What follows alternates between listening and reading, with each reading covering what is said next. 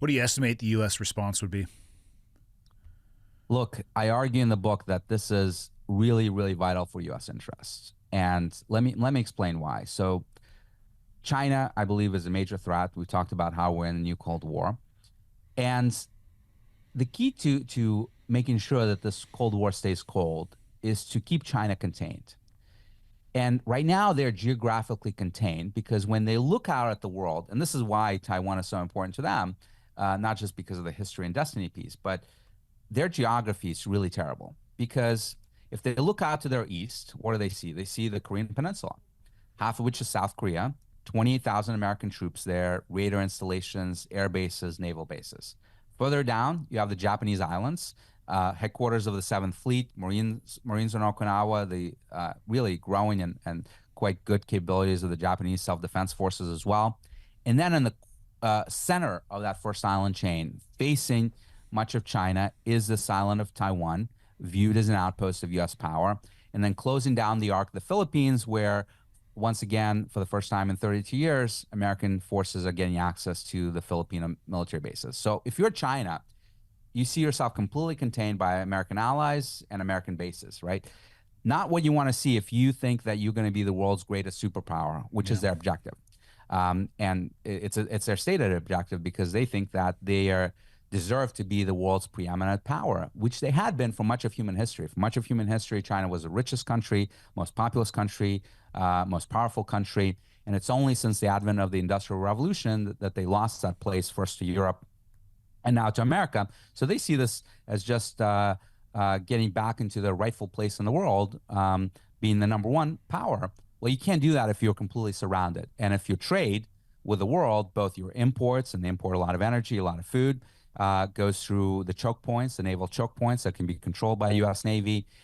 If your exports, and you're, of course, an export-dependent economy, can be shut down by a U.S. blockade. You can't let that happen, right? And taking Taiwan allows them to break out of that first island chain and really dominate East Asia and push the U.S. out because our presence there with Taiwan captured would be untenable. And the reason it would be untenable is that if you look at the waters, the depth of the waters near Chinese shores, both on South China Sea and East China Sea, it's very, very shallow. Just to give you a sense, in the Taiwan Strait, the depth of the waters is about 300 feet, too shallow to even operate a submarine safely. On the other side of Taiwan, on the eastern side, they drop down to 12,000 feet, right? A remarkable drop off, and then goes down further from there because, of course, the Pacific is the world's deepest ocean. So, right now, when the Chinese subs and their surface ships are leaving the Chinese ports in South China Sea or East China Sea, they have to go through these choke points in the first island chain, between Taiwan and the Philippines or between Taiwan and Japan. Very, very shallow choke points can be fully controlled by U.S. allies and U.S. Navy, and that limits your ability to project power. If you take Taiwan and you build military bases on that deep side of Taiwan, then you build missile bases, etc., then you threaten the U.S. naval forces in Japan and the U.S. Marines there, U.S. forces in the Philippines. You really make it unsustainable for us to operate there in the event of conflict. You push us all the way back to Hawaii, and you dominate that region. It doesn't mean that they're going to go on a Hitlerian invasion spree and take Japan or Philippines or whatever, but they don't need to bully them around and to threaten them, just like Russia threatens its neighbors, right? Much of Central Asia is within Russia's sphere of influence, for example, not because they're invading them, but because they know that they don't have a choice. America's far away, can't help them. China doesn't seem interested either. And when Russia says jump, they have to say how high. And that will be Japan, that will be Korea, that will be Philippines. That will be one of the most important regions of the world where you have about half of the world's GDP, most of the supply chains, most of the economic growth. If China dominates that region and sets the rule of trade and security, that will be a diminishment of U.S. economic power, for U.S. national security, and will be a more powerful China that is now uncorked. And it will not stop, of course, at East Asia, but uses a platform to project power across the world, in Latin America, in our own neighborhood, in Europe, and et cetera. And it'll be a decline of U.S. power. It'll be a rise of Chinese power.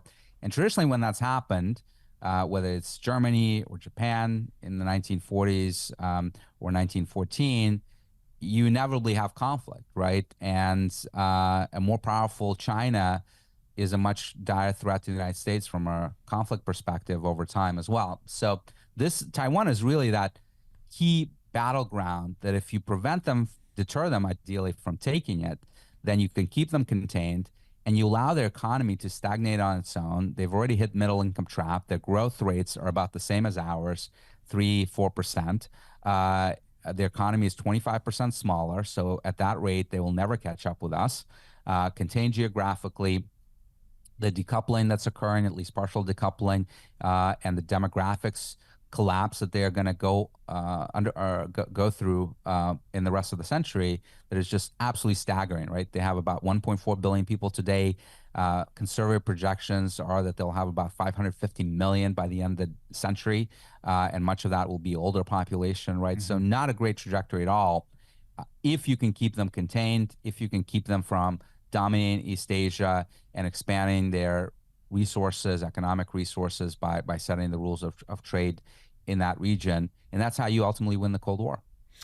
If they do invade Taiwan, do you think it would kick off World War III? Well, it would kick off potentially, if the U.S. chooses to fight, for all the reasons I mentioned that I think are important to us, a very dangerous conflict, one that we have not seen really since World War II, potentially even World War I or Civil War. You know, the estimates on the casualties we would sustain, thousands of American troops, within days, could eclipse anything that we saw in a single day of combat in World War II. We lost about 2,000 Americans, 2,500, I think, on D-Day, the deadliest conflict day of the conflict for us during World War II. You know, if one aircraft carrier is sunk, that's 5,000 Americans that will be dead instantly, right? So really, really dramatic stakes, not to mention that China is a nuclear power.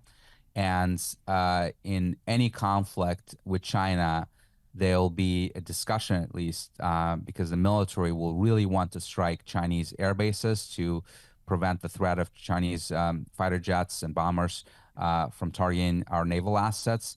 And if you strike mainland China, well, guess what?